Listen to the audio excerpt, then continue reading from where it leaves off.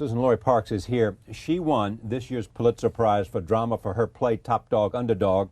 She is the first ever African-American woman to receive the honor. Ben Brantley of the New York Times wrote, "The play vibrates with the clamor of big ideas, audaciously and exuberantly expressed. She demonstrates that she can shape a captivating narrative without sacrificing her high thematic ambitions." Ooh. Thank you, Mr. Brantley. Yeah, right. I am pleased to have her on this program, and congratulations on the Pulitzer. Thank you so very much. Oh, Thank man. You. It's a joy. It's been quite a crazy couple of weeks. Like what? I mean, what's happened? Oh, Every friend you've ever had. Well, that's the wonderful part too, because there are a lot of friends that I went to college with, a lot of people whose numbers I've lost along the way, and everyone's calling me. And those who can't get through because my phone's always busy, I call them. You know, and it's really been a wonderful time. Some students came down from Mount Holyoke College, where I went to school last night, with a professor, John Limley, who was one of my wonderful teachers. They came to the play last night. Right. We all hung out afterwards. So it's been like an extended family reunion. So it's really been great. You are not an overnight sensation. No, it's been a long night. If I am, it's been a real long night. Yeah, but you know, I mean, yeah. Tell me the bio of you. From Mount Holyoke. No. Exactly. Did you come out of Mount Holyoke saying, "I want to write"? Oh, I want to write plays. Yeah. Plays. Yeah. That's when I started. I started writing plays in 1982, and I graduated from Mount Holyoke in 1985. So I had started, on the road before I graduated.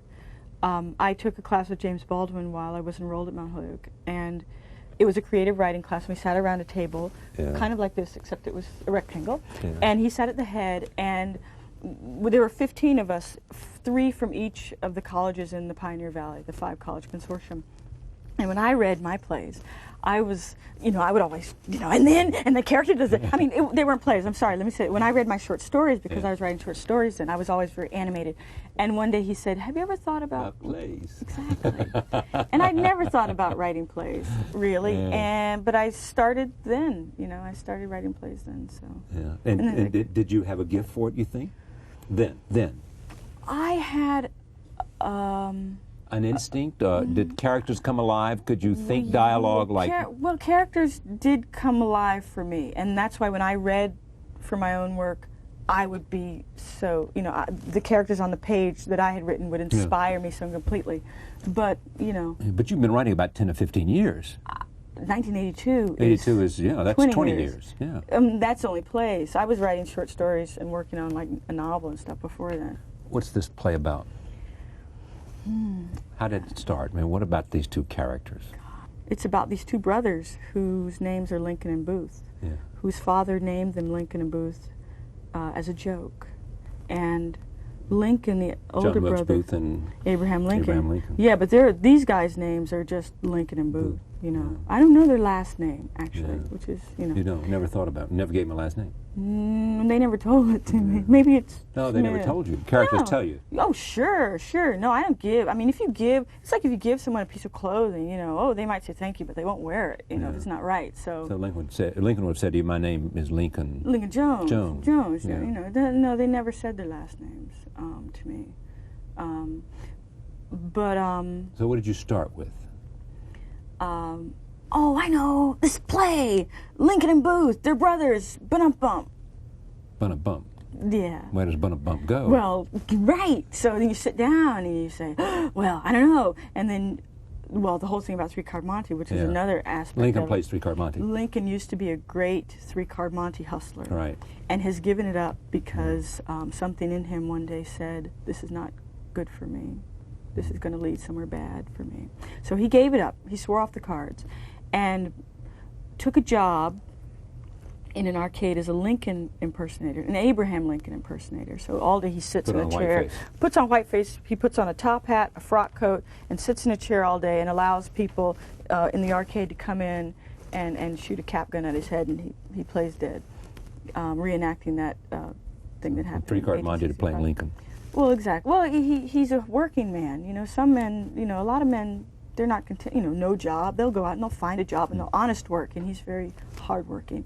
His brother, little brother Booth, desperately wants to learn how to throw the cards. Booth has a girlfriend, Grace, and he really wants to kind of impress his girlfriend and get things started or restarted with her. And he thinks that learning how to be a great card hustler is the way to a better life.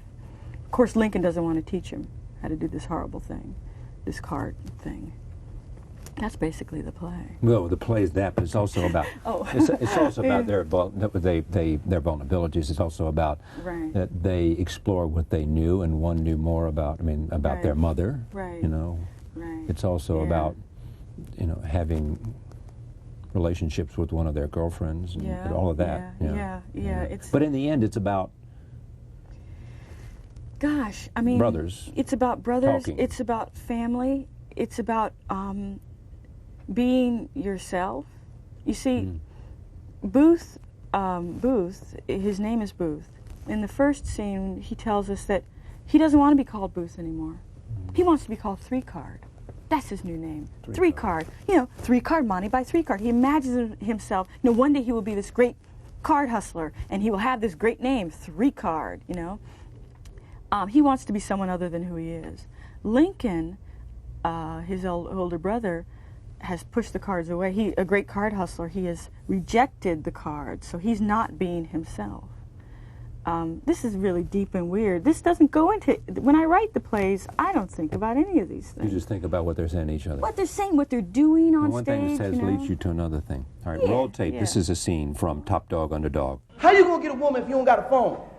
Women these days are more cautious, they're more, more circumspect. You go into a club looking like a fast daddy, you get a filly to give you her numero phono, and gone is the days that she just give you her number and don't ask for yours. Like a woman gonna call me. She don't want to call you. She just doing a preliminary survey of the property. Link, you don't know nothing no more. She gives you her number. She asks for yours. You give her your number, the phone number of your home. Thereby telling her three things. One, you got a home. You ain't no smooth talking, smooth dressing homeless Joe. Two, that you was in possession of a telephone and a working telephone number, which is to say that you got the cash and the wherewithal to acquire for your own self the world's most revolutionary communication apparatus, and you together enough to pay your bills. What's three? You give her your number, you tell her that it is cool to call if she should so please. That is, you ain't got no wife or no wife approximation on the premises. Sounds like good advice to me. That's what I'm telling you. Yeah. Oh, it's great. It's great because Booth is really a man of the world. He knows some things that Lincoln doesn't know. He knows things. Yeah, he knows things. Yeah. There's a lot of things he doesn't know, but he does know a few things. And when he comes up upon something he knows, he really works it. Oh, they do such a wonderful job, Mose and Jeffrey, really. Yeah. Now, Don Cheadle, who's one of my favorite actors. Yes. I mean, he's been in Traffic. He's been in so many great movies, right? Says that this reminds him of your work, of Athol Fugard's Blood Knot. Do you think that's true or not? Did you know that? Oh, did I know the play? No, did you know he had said that? Oh, does it ring true to you? Oh, well, it's so funny. He said it's because it's a careful dissection of a brotherly relationship. Sure. I don't know. It's funny. For every seat in the house, there's a different take on this play, I think, and for every seat in the house, there's a different. This will remind someone of something, else. I read Blood Knot so many years ago. I don't remember exactly when I read. I know the play, and I'm a fan of Athol Fugard's, but it's a dissection of brotherly relationships. But it's something. There's something else. There's going on.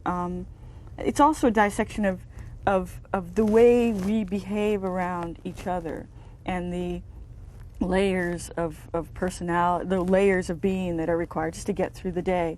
Lincoln putting on an outfit, Lincoln playing Lincoln, the character Lincoln playing Abraham Lincoln, just to get through the day, just to pay the rent. The roles we play just to make ends meet. Yeah.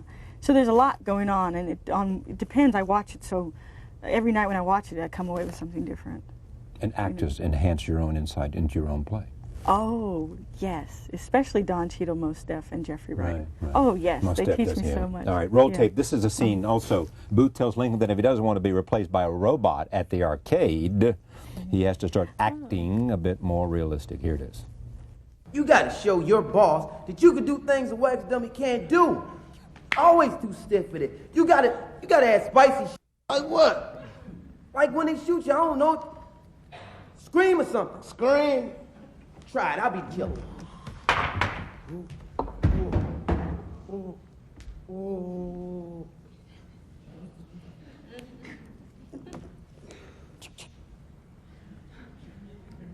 Bang!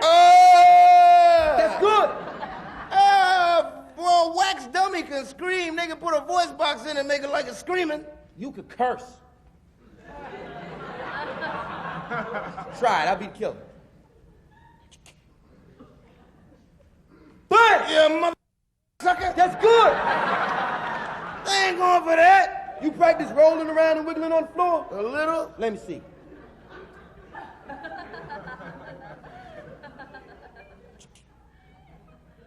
Bang!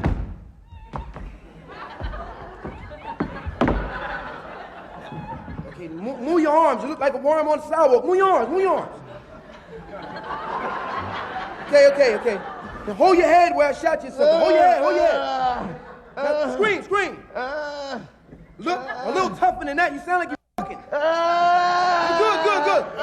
Okay, now look at me. Look at me. I am the assassin. I am Booth. Come on, man. You got to go all out. This life for Jeff.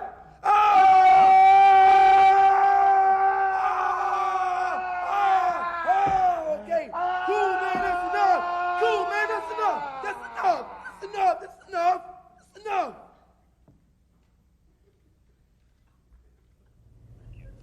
Voice is good.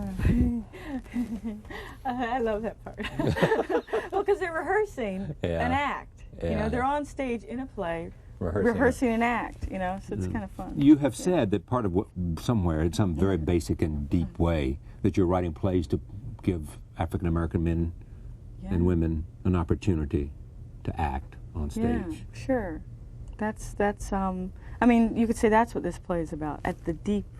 Kind of basic root. It's also about, because at the end of the play is over, the lights come up, the actors take their bows, we applaud, you know, most of the time. And it's about two African-American men getting together and working together, you know. So most nights after watching the play, because I've seen it so many times now, that's what the play's about to me. The opportunity to give two black guys a chance to work together. On stage. Yeah.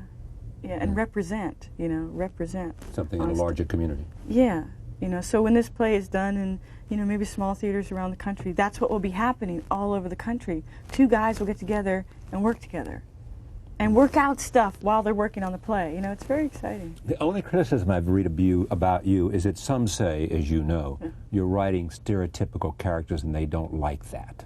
Oh. Have you ever read that? You know what people, I mean? yeah, well, because people, they want you to.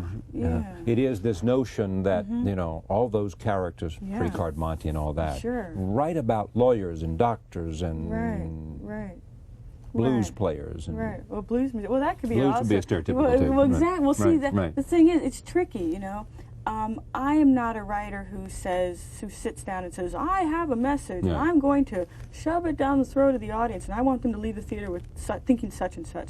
I'm a writer who says, you know, the character taps on my shoulder, pulls my ear, and I say, oh, you want to be in a play? Okay, I'll write it. So sometimes they're three-card Monty hustlers, sometimes they're homeless women, sometimes they're sideshow freaks. But you know, people are funny. If I wrote about doctors and lawyers, the same people would probably say, oh, come on, girl, why can't you keep it real? Yeah, exactly. So I'm not out there to please people, the hundreds of thousands of millions of people in the world. You're out there to please whom? I'm out there to write these plays for my characters who tap on my shoulder and say, hey, girl, put me in your play. That's who I want to please. And then you say to them, what are you about? Who are you? Who are you and what do you want? And what's your story? And leave me alone.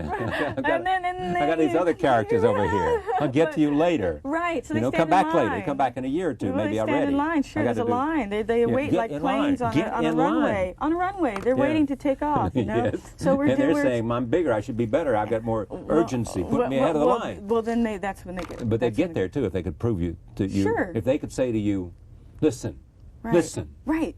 I can't wait. Don't Right. put me at the back of the line. I want to be Right. there now at the Right. top. Listen. And it won't take too long. It won't take too long. Just That give me was a Lincoln moment to Booth. tell you my story. That was Lincoln Booth. We won't. Hey, 3 days, Listen, girl. Come on, 3 let's days. hit it. Do Hey, okay, fine. We can get it done. Right. You and I together. Right. I'll tell you. Right. You know? Yeah, and I listen to them. That's who I want to please. That's who I write for, those people. Now, after you Yeah. put them on stage, Right. do they still live inside your head? Do No, they say, no, I am free. Free at last. I'm free. When you I'm get free. out- I'm free. No, I hand them over to the actors and the director, and I am free. take them and do what you... Sure, and they fly away. They go Yeah. away, and I Makes can, room for 2 more. Right, or more. Or more. I just finished a novel, you know. And that's many characters, yeah. So And you're also into... Aren't you doing something with Toni Morrison's... yes, Toni Morrison's novel Paradise. I am Is this for Oprah or something? Yes, Oprah Winfrey's company, Harpo Films. I'm adapting that wonderful novel Paradise into it's going to be a miniseries for television. So I'm doing the adaptation. But you're writing it. Well, I'm adapting the I know, novel. I mean, so obviously, it's I realize yeah. you started with Tony's work. Yeah, but, oh yeah. But I mean, it's are you going to be directing it? Are you doing anything? No, no, I'm just writing. I You're just just like writing. to write. You know, I'll Yeah. write and then. And what's the great passion for you? Just to continue to write these plays and Yes. make them good, better, and best? Write, period. I mean, I enjoy writing plays. I enjoy writing Short stories? screenplays, short stories. Is there a market for short stories? Oh, I don't know. It doesn't matter. I don't think Market's about the not market. about. You think about the work. Yeah.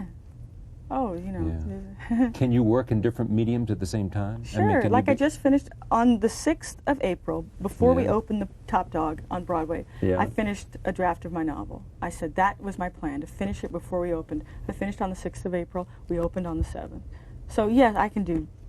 Well, I do many things at once, but I really only do one thing Yeah. at a time. You know, like now, we're talking. Yeah. That's all I'm doing. Well, me too. Right. Now, are you? Well, some people now, you know, they're, you know... Yeah, right. They're multitasking. Yeah, You just yeah. you do whatever you're doing at the moment. Right. And then I go and, you know, yeah, Then you go on. do something else or whatever. Yeah. Do you feel urgency about work? I feel urgency, but I also feel that I have plenty of time to do whatever I'm supposed to do, Which is? you know, which is right, you know. And I also, when I feel nervous or you have to hurry, I actually slow down. I tell my students at CalArts, slow down to go faster. So I physically slow down. To go faster. Yeah, I mean, I don't know why, but it works for me, so. You won a MacArthur Genius Award. Yes, That's a lot of money. yeah. What are you going to do without money? Well, None of my business is the answer. But, none of your yeah, goddamn yeah, business. But I mean, but it's No, nice no. to have there to. Yes, yes, but I'm not going to quit teaching. I mean, all the people. Why do you teach? You should be writing. Oh, I am. Yeah, I know. I'm writing. But No, teaching, does teaching give you something? Well, Or is it it's you tricky, giving you know? something? Well, it's both. It's both. It's what's really nice is to, you know, you go in and you talk to my graduate students about the basics, Yeah. you know, and it's wonderful. I enjoy teaching. Girl 6, a film by Yes. Spike Lee. Yes. About. About phone sex. Right. Or about a woman who does phone sex to pay her rent. How's that? Yeah. Yeah. But likes it in the end. Oh, Sort of. sure. She does. Yeah, she doesn't hate It's it. not just an act No. all the time. No. It invades her life. Yeah. This came about because Because Spike Lee, we were having a meeting and we were walking down the street and Spike said, "You want to write something for me?" You know. And that's I what said, Spike would say. Yeah, right. It's like, you know, it's kind You of do something for me. Yeah, you want to write something? Well, no, you want to write something so we can do it together. Yeah. And I said, sure, I'll write something for you. And he said, "You got any ideas?" You know. And I said, "Yeah, I have a lot of ideas, but I know What? you have ideas." No. Yeah. No, I wasn't going to tell him any of my Uh, ideas. no. No, I wanted to hear what he had to say because I knew he had an idea. I knew he had it all planned. This conversation was driven by an idea Spike had. Yes, completely. And I knew that, even though he didn't No, think you I knew knew. it. Right. I could tell just by looking at him. So he says, So I said, "What's your idea?" And he says, "Phone sex." And I said, "Yeah, I could write about that." Yeah. And that was it. yeah. That was the start of it. And it became a movie. It became a movie. It did. Aren't you doing something about the Harlem Globetrotters? Yes, for Called Disney. Hoops? Yes, For Disney? a musical. A musical. A stage musical, yes. This is great. Thank Congratulations on the Pulitzer Prize. you. Thank you so very much. It's really Thank you. nice. Thank you. I squealed. Are we done? We did. Suzan-Lori Yay. Parks, Pulitzer Prize for Topdog, Underdog. Thank you for joining us. See you next time.